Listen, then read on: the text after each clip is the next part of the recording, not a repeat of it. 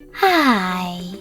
In front of me is Oppo A77 and today I would like to show you how you can change display refresh rate of this Oppo.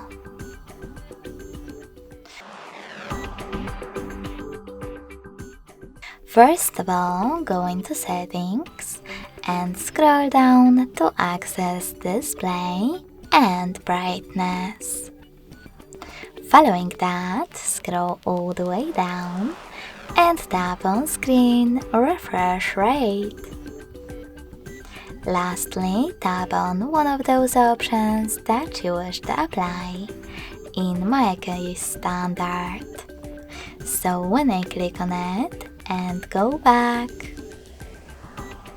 I can see that screen refresh rate of my Oppo has changed.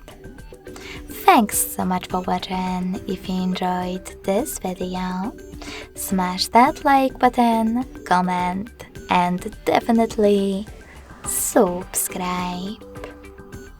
Bye!